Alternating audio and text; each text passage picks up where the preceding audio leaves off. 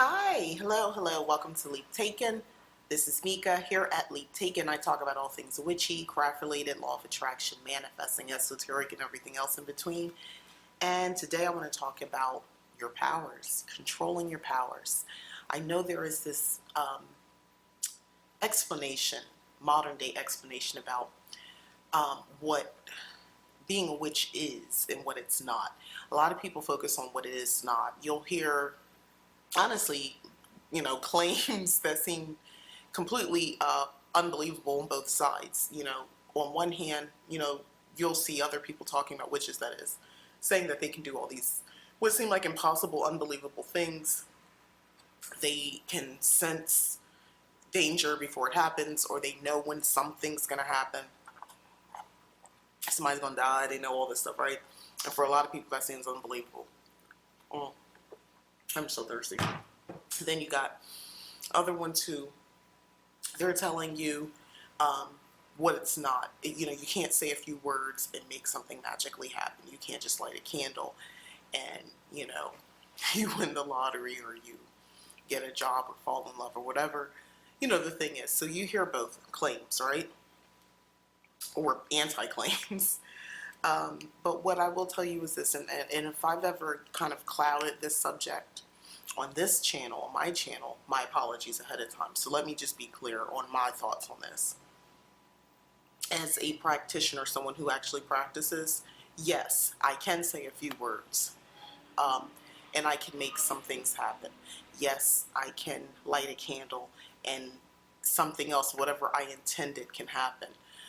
Yes, sometimes I get messages where something, I know what's going to happen, or I get a message to go look at something, and I'm sorry, something's on my nail, and to look at something or go pay attention to something, and it kind of will give me the answers to everything else. That happens to me, actually. That happens to me more often than anything else, more than any dreams or finding a feather on the ground or anything like that. I will just get an inclination. I like to call it a thought form, just sort of pop in my head. I wasn't even thinking about it, and it'll say, go check this, go look in that box. I don't even know why I'm thinking about the box or what's going on. Like, this is how it works for me, and that's how I'm able to stay ahead. It works to my advantage when others don't believe. If someone who doesn't believe, it's actually very advantageous for me because they're not looking for me to know. This is great in workplace stuff where people just, it's not so much that, remember, it's nothing personal, but like you might be led to go take a closer look at that file and you see a mistake and you get to be the one, to take credit for finding it and for fixing it and so forth, where you might have a nemesis, a nemesis at work, whose sole goal it is to outshine you. It's not so much that they're competitive and they're just they don't want to just win. They want to make sure you stay down here. I mean, people are like that. So you might have an opportunity to, have that because you got messages and things like that. That's how it works for me. So I'm just speaking on that. So now that I've established what I think it is and isn't, no, I can't make blue light or any lights come out of my hands. I'm getting ready to get my nails done. That's what I can do. I can put color, use the principles of color magic on my nails to manifest the things into my life. I can stay in alignment with those things as well. That's very helpful to me. Using color magic, I can do those things, whether it's what I dress, the makeup, and things like that. So, so I have a little blue popping on right now. That's very intentional, that energy. And my pink, of course. This is a pink band. So, yeah, the blue, greens, blues, pinks, those types of colors, like that, that's a form of color magic that I'm actively working. So that I can do. That's intentional, and I can do that. But I can't make blue lights, pink lights shoot out of my fingers because physically speaking, our bodies, these physical bodies that we are in, are not designed to do so. What we don't know a lot about is soul, spirit. We're learning. There's a lot of experimentation that's been done throughout the years. Whether the general public knows it or not, the government produced some paperwork. I'm sure people have heard about that, where they basically prove the whole theory of law of attraction, and that it does work. And those government documents were released, and also being able to astral project and all that sort of stuff. Those things are real. If you don't believe me, look it up. If I find that link, because I know I have it saved somewhere, I'll put it in the comments. But like, it's not just me saying this stuff. I know people, because in the internet now, a lot of people say things as fact. But I read it for myself, and it's a real government document that was made public. Basically saying, hey, not only explaining the studies that were done, but the results as well, and they were proved. So there you go. Now, moving kind of more into the meat of the video, where I was going with that. As long as, I'm talking to you, so please understand that it's the theatrics that we read about and see in the movies. That's, imaginative work, which imagination, there's a place for that in witchcraft. However, in the way that I'm talking about it right now, that's the theatrics. But the end result of using your mind, your intention, your emotions, your feelings, you're putting all that together and understanding just basics, most of the laws of the universe. You don't have to understand everything, but you have to understand some things. Even if you don't know the names, you get the concept. You have an understanding. Putting all that together and then adding some other influences like spirit and so forth, and understanding your interaction in other planes of existence, spirit realm and so forth, putting all that together as part of your witchcraft or as witchcraft, you can do some amazing things. And then you will, in fact, realize, hey, I actually do have some power. I have powers. So how do you control this? And don't get freaked out about the word control. Control doesn't mean stop or lessen. It means more direct discernment, knowing when to use, when not to use, so forth. So the first thing that you're going to have to do is, it can be exciting once you realize you've done some sort of work or you've participated in a ritual and the results were actually positive. They were exactly what you wanted. The first feeling is excitement, and you're happy. You're generally happy. The other feeling a lot of people have is now fear. The fear, and that can be wrapped up in previous religions, where it's this concept that Judeo-Christian religions, for instance, where a lot of people, whether even if they don't practice that anymore, one of the leftovers of that is that if something good happens, eventually something else not so great might happen. Like, people kind of wait for the rug to be pulled out from them. Like, oh, you hear terms, oh, that is too good to be true. Think that way of thinking, those sayings. But we do that to ourselves. It's all up here, by the way. A lot of us do that to ourselves. So it makes it so that you're fearful now. So believe it or not, there are people who have successful spells, and I've seen or I've heard or talked to people like that, and they don't do anything for a long time after that. You're like, well, if you had good results, I don't understand, why didn't you continue on? That's one of the reasons. Like, it's this weird fear, and I say weird because you know it worked and you didn't have any sort of negative consequence from that. Why not continue on?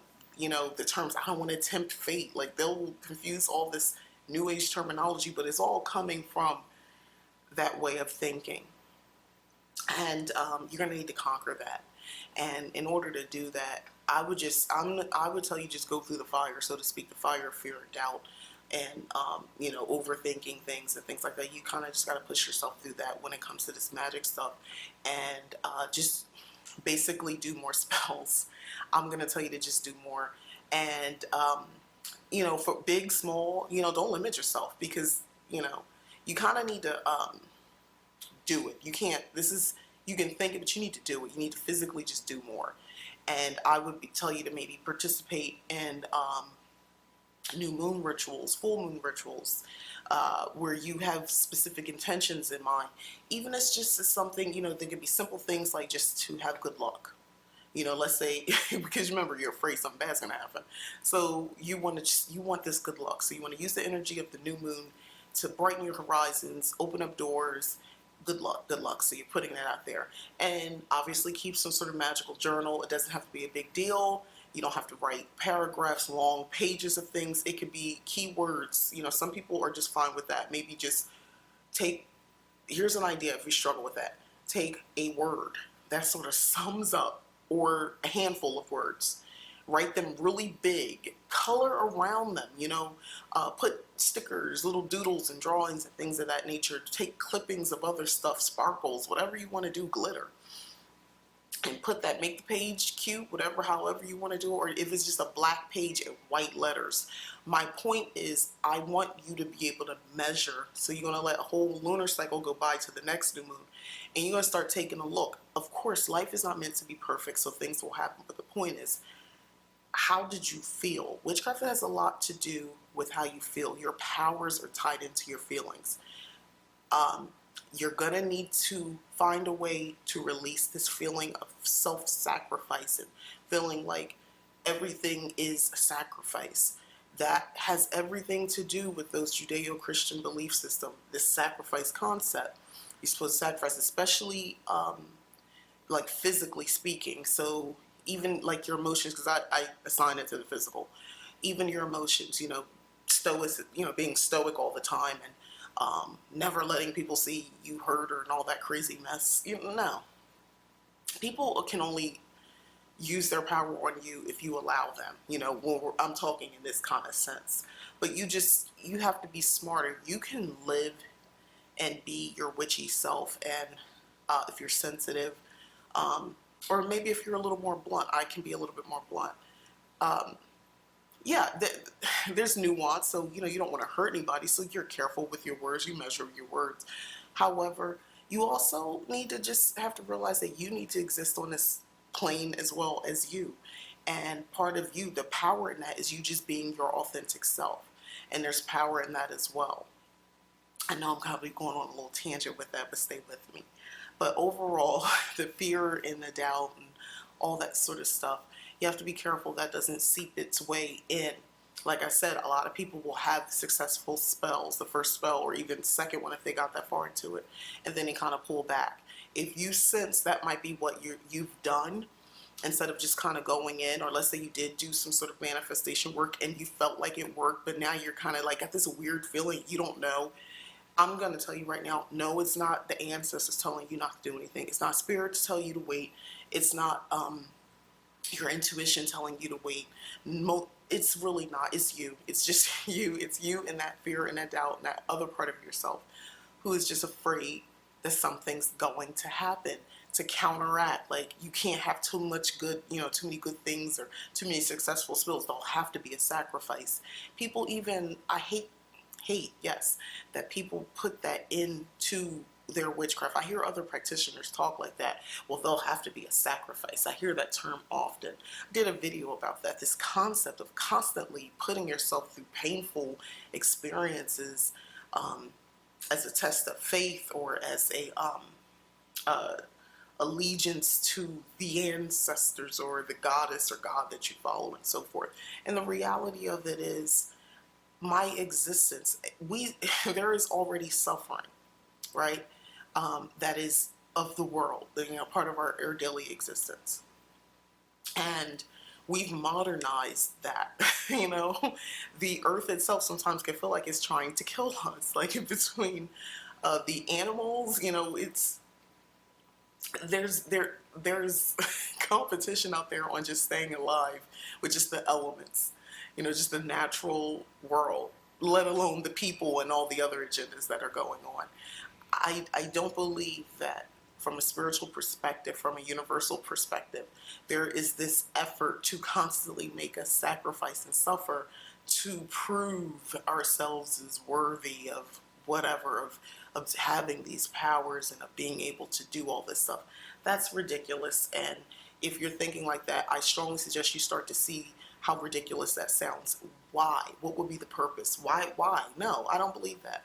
It's one of the reasons I just, one of a lot of reasons I struggle with that entire concept. And when I was in it, just thinking about it, like, why do you want to suffer so much? Why do you always want to sacrifice? It's like you feel whole, like people, the more they fast and starve themselves, they feel more holy. They've convinced themselves of that. Meanwhile, me having an abundance of food in front of me, delicious food, and it's decadent, and good drink, good wine, and you're blessed enough to have good company too. To me, that is like an awesome feeling, and that raises my vibration. And at that point, if you're on that level, imagine what else you can do workings for it, manifest and so forth, because you're vibrating so high in gratitude. You feel a strong sense of gratitude. I will take that over starving myself for this feeling of almost, feeling closer to whatever the thing is that you're trying to feel closer for, or to prove this worthiness and you're more holy. No, all of that kind of coincides with people when it comes to when you're finally in your if you've accepted witchcraft as far as your practice and so forth, that can get in the way with these thoughts. This stuff spills over. You might be done with everything else, but those holdovers, those other ideas and things like that, it's hard to break that. So back to, so now we talked about conquering fears and doubts. The next thing is knowing when to use magic, knowing when to use it. It's gonna be your call. I'm not here to tell you that you're not allowed to use magic for this or for that. If you're looking for a parking spot, you shouldn't use it or abuse it. So let me dispel that myth as well. This concept that, you don't need to be using it for every little thing, and you can abuse your powers as if there's the witch police and they're going to come get you. Again, we're back to that other stuff that I was talking about that I just went into a full tangent about. This idea that if things are going too good, something's going to get you. The rug's coming, it's going to get pulled, it's getting ready to get yanked from under you, that sort of thing. And that, again, there's no place. Over time, it took me a while to get there myself, but over time, you have to release that energy. You seriously do. It took me a long time to release that. When I mean a long time, I mean a long time. I want to say more than half of my practice, low-key, that was still in my head. I was more aware of it after some time. But even though being aware, I couldn't release it immediately. It was like, I felt like, how is this so hard for me to do? Like, I'm smart enough to know that I'm doing it, where it's coming from, and that I don't want to do it, but yet here I am still doing it. And that's the worst thing, to feel so powerful, but powerless in that way. Don't give up. I will have another video where I will go into deeper conversation on how to totally kind of nip that in the bud. And then if you occasionally, we're going to call them flare-ups, where it happens again occasionally, on how to address that as well. There's a practice in place, there's rituals that you do somewhat consistently to keep that from happening. But moving on. So knowing when to use your magic, if you feel like you want to use it, then you can use it. Now, as with anything, there is personal responsibility and consequence. If you're doing these things, let's say if knowing when to use magic, using it on other people, I like to tell people this, because there's this, again, well, it didn't work. I hexed that person and they're doing just fine. Remember, everyone has their own will, and they project that into the universe. You don't have to be a practitioner for that to work either. So if that person is staunchly in a belief that they are successful, or they are continue to succeed, and that they are deserving of whatever, you think they're not, but they feel very strongly.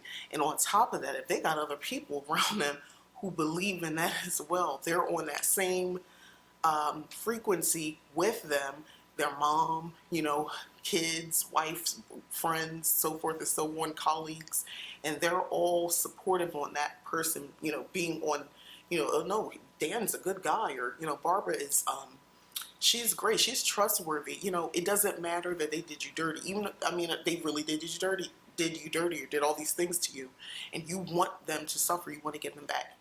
Please understand, it might not work the way you expect it to work, when you expect it to work, the hex or curse that you did, because they basically have like a blanket or a bubble of this other energy around them, and it's strong. you'd have to examine how you did your hex, how you did your curse. You might need to bring in other energy as well, other people. You might need to, or entities, it doesn't have to be people, spirits and things like that, on your side to bust that bubble to get through. So that could also be why it didn't seem to work. So with that being said, in that situation, you use it the way you thought you should use it. It didn't seem to work. It doesn't mean that you used it wrong or maybe you shouldn't have done that. There's other things at play. There's other energy at work.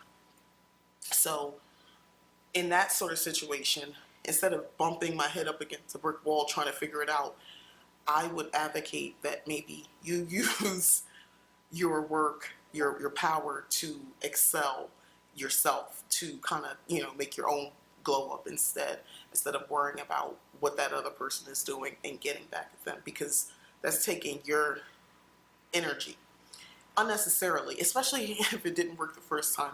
There's no sense to keep going back to the drawing room and making them suffer and getting back to them. No, now you're trying to play the role of that other in that other religion. You're trying to play their deity and you're trying to make them pay. You're going to get them back because how dare they, smite them and all that crap. No, get yourself together, turn yourself around and work on your glow up. That's usually the best revenge anyway. So, but yeah, when to use it, only you decide. I can't tell you when it's a good time. Nobody else can. We can suggest you, we can advise like I just did. But ultimately, that's for you to learn. You might have lessons to learn. It's not about the universe trying to trick you and make you do something so you can learn a lesson. You have the will, you have the choice. If you continuously do something and you're still not getting results, that's the energy that you're putting into it. There's a couple ways to look at that. If you've already done that or if you're currently kind of in that cycle right now, people do this when it comes to money and love for sure. And like I said, for revenge, they're in this endless loop. I've been there, so I know what y'all, I relate. Endless loop. You keep doing these spells, you keep doing these spells, you try a different spell. And it's like, it's not having the impact that you're asking. So you get more precise, you follow the advice. Still, it's not, you're not getting the results that you're needing and that you're wanting. There's some other stuff, again, that's a whole other video, but with that being said, it is possible sometimes that you don't need to be using it right now, and there's an overall lesson that needs to be learned that you're not getting, and that's kind of the last threshold for everything else to work. And that could be releasing fear and doubt. That could be releasing, the scarcity mindset, the sense of poverty. You may just, in the more mundane sense, need to be better educated in general. Maybe you have absolutely no skill set and you're asking for this, so you need an end to earn this dough, to get this money somehow. When I mean skill set, like, oh, well, maybe I can win the money. Well, you don't even know how to gamble, right? Like, you need to know, like, you need to maybe work on yourself, or, financial sense as well. Let's say you're not really good with managing money. You need to get better. It's not so much that you don't have enough. You might not even realize that you're doing pretty okay for what you need, your needs are and your desires are at this point in your life, but you just don't know how to juggle it right. Or, your time. Maybe you're not allocating your time effectively, where you have access to make some more money over here, but you're not using, the opportunities that you have in your time effectively to earn some more money. Those types of lessons. But a lot of us don't want to look at it like that, because we're still kind of on the strength of, well, she said she could say a few words and things happen, or she could light a candle and things could happen. Yes, but I also talked about the other part of it too. Other energies at play. So only you can decide when to use your powers. You can ask me in the comments if you have more questions about that. Okay, so knowing when to petition outside forces, I'm going to say ancestors, spirits, and so forth, deities, all of that. Knowing when to do that. Remember, we're talking about controlling your powers. When to bring them in. I alluded to the example of bumping up against somebody else's will and their support system. That's a good time to do so. Although, again, I would question, what am I doing again? If you know, if it's to get back at somebody, I'm about to bring in other entities, other spirits from other realms, other planes of existence to aid in this. Do I really want to use, is this the best way to use that energy? So I got basically an army of all this like powerful energy to boost my own behind me. And I want to use it to get back at somebody when I could be using it to really better myself and to maybe take this pain away or take this sense of revenge and these negative emotions. I could be using it to that. Instead, I'm over here doing this. Like, you know what I mean? Think about it.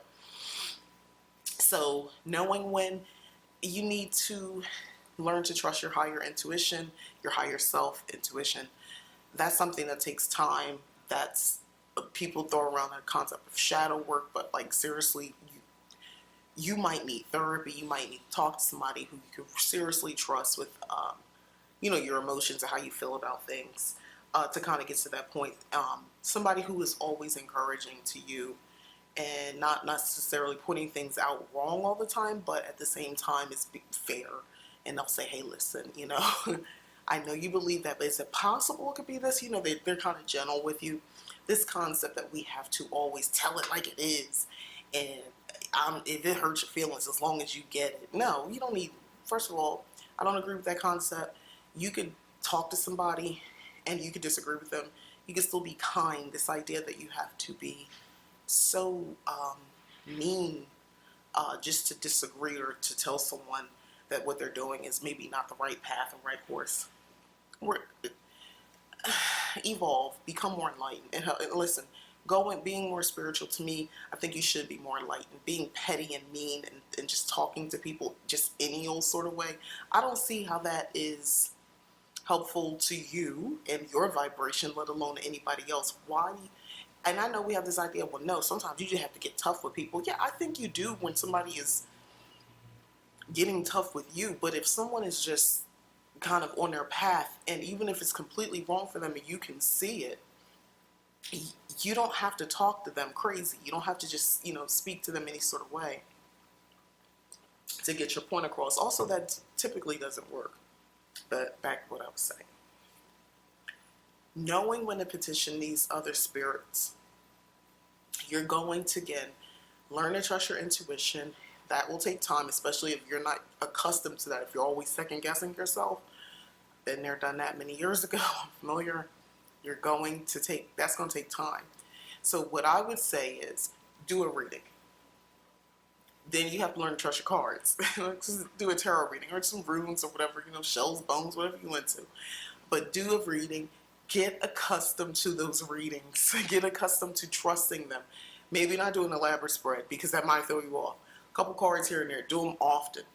And then start kind of comparing at the end of the day how things went. Maybe you can do them in the morning, or maybe do it at the end of the day. See how the day's energy went compared to that card that you got that sort of summarizes. So you're going to be asking during the reading, you know, like it's the beginning of the day, what energies do I need to focus on? Something simple like that.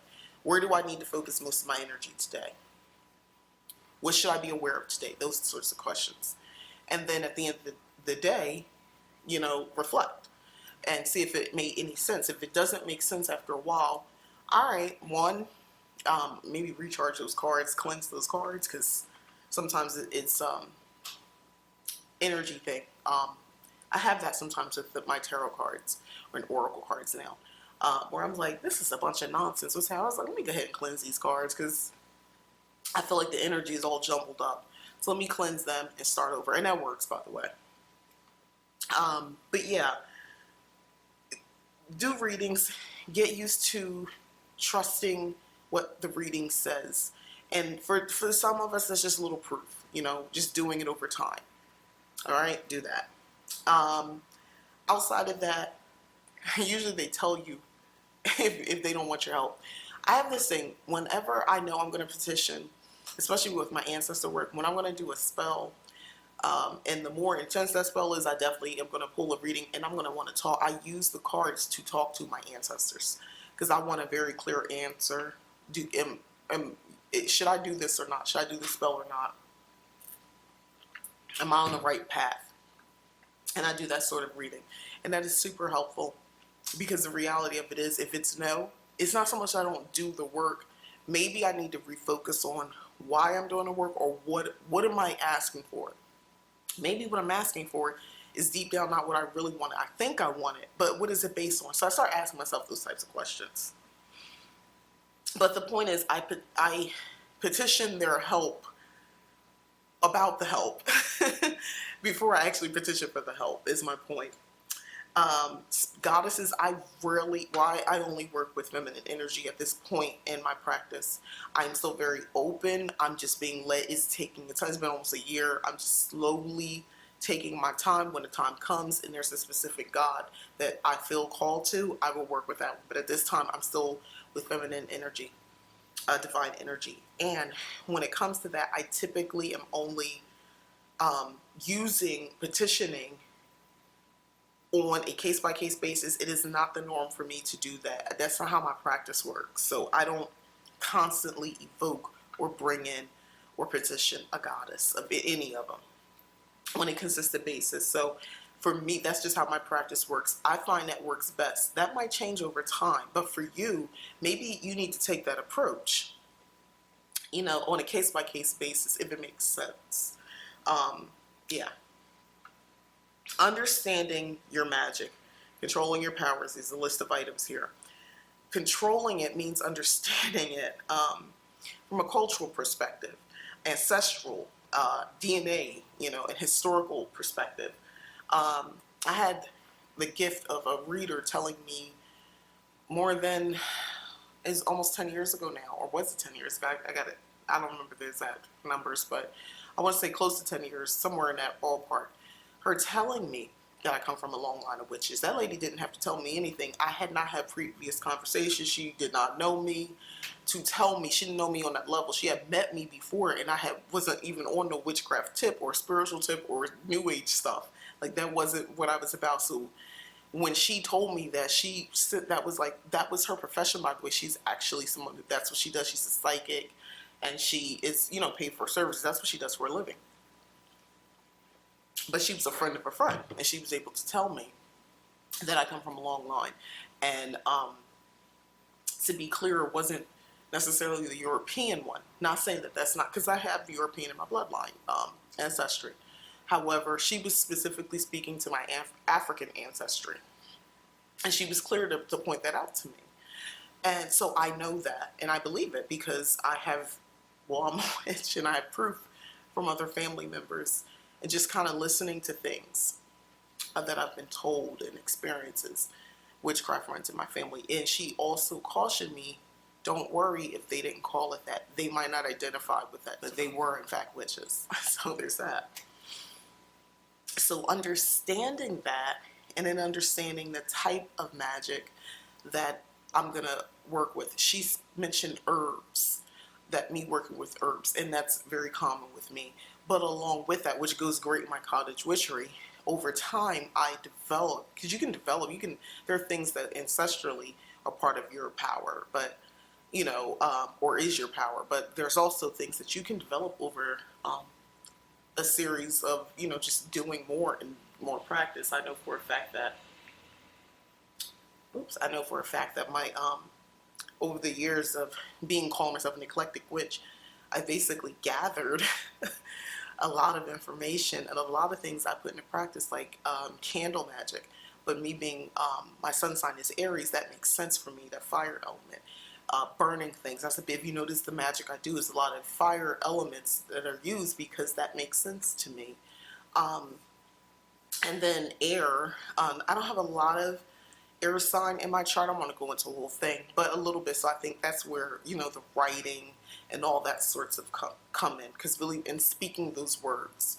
But anyway, understanding that, understanding the history, your personal history, as it relates to you. This is a little bit more going down a familial line. If you don't have access to this, that's fine. Sometimes spirit ancestors can come to you, and they'll kind of put signs in your path or give you dreams.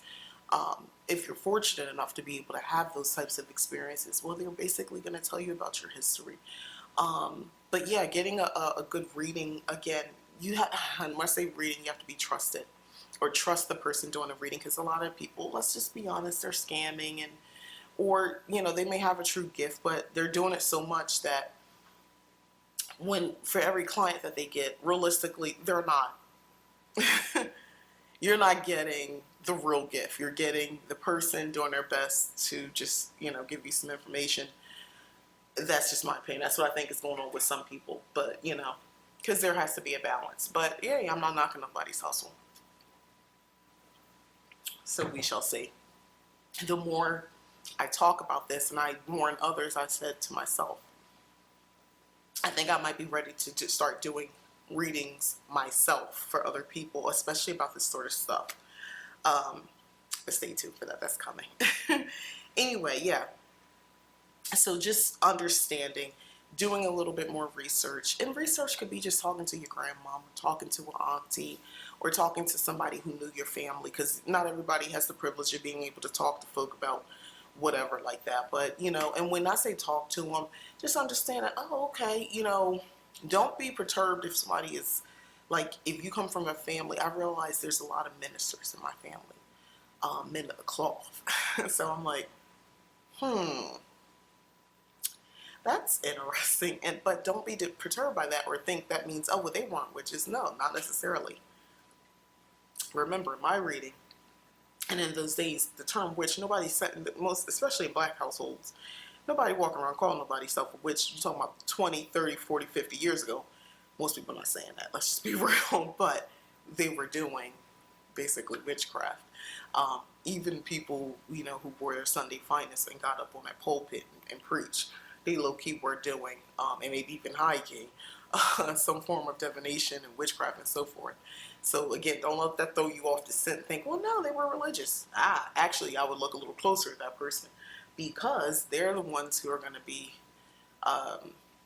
quick to say, well, those were gifts from God and things like that, but they had these abilities and their own power and their own magic, but they just would, refer to scripture and say it was from God or something like that. I'm just saying, look into that. So, finally, putting it all together to control your power. So, see how I broke all this stuff down? Putting it all together. So, I'm going to recap. Conquering your fears and doubts, knowing when to use magic, knowing when to petition deities, understanding your magic. Those are basically the basis to controlling your power. So that's how your magic, your power, and so forth. That's how you do it. Being knowledgeable. Basically, at the end of it, it's basically know thyself. Be knowledgeable. Know who you are. Know the type of witch you are. And be willing to adjust, bend, be flexible. Changing up your beliefs when they no longer necessarily suit you anymore. There are some people, prime example, I started off Wiccan. I went in, I was questioning, I was curious about a lot of things, but I was under the umbrella of the, Wicca. So that made sense. But after a while, because I continue to sort of evolve spiritually and magically, I no longer needed to, I don't want to say needed to, because that sounds contrite, like it was a stepping stone. For a lot of people, it can feel like it, but I know people who are very, into their spirituality using Wicca, and it's very serious for them, and I respect that. And I could see how I could have stayed. I could have sort of kind of went on this adventure of being an eclectic witch, but still, I could see how I could have easily come back to Wicca, because there's a level of structure there that can kind of keep you and kind of help you with all the new stuff that you've learned. However, I know that that's not my path. I won't get into all that. I mean, it's a personal reason, right? It's your own journey. Everybody has a different journey. But putting it all together for me was understanding that I knew that wasn't my thing anymore. And that's sort of, don't be rigid, That's what I mean. Know who you are. Be willing to accept new information. Continue to research, continue to learn. When I do these witchy reviews and I talk about new products and books, yes, there's just the fun stuff of buying stuff, of course. However, I'm learning things. I'm learning, even if I didn't enjoy something I've read, or it didn't resonate with me. I learned why that didn't resonate with me. I analyze that. I go a little bit deeper and I understand, that doesn't make sense to me and here's why. Or that clashes with my beliefs and here's why. If anything, just for myself, for me to understand, as opposed to never exposing myself to any of this stuff, reading different thoughts and ideas and other people's epiphanies on spirituality and witchcraft and so forth, and how it's, drastically changed their lives and several others. And if I just chose to constantly never read because I felt like I don't need that, I'm good in my powers, I'm above all that. How is, I don't see how you can keep growing if you're always rejecting new information just because the last time you opened yourself open to it, it didn't resonate. It doesn't mean that the next time it won't, or that there's still not a value in it not resonating. But that's that. But that's what I mean by putting it all together. Moving past your fear, discernment, knowing when to do this and when to do that, and then finally understanding and just mixing that up and making, your witchy gumbo and living your life fed on that, adding a little bit here and there, maybe, filtering out some of the stuff as time goes on. But that's basically, that's the trick. That's how you control your powers. That's how you control your magic. So I hope this was helpful. Lots of tangents, but if you watch this channel, you're probably familiar with that now. That's just me. That's the Jersey girl with the hands moving. That's how I talk. That's just who I am. So you could always fast forward if I go too far. But hopefully you got value out of this. I know this is the type of video I would have loved to have had many years ago. Would have been super helpful.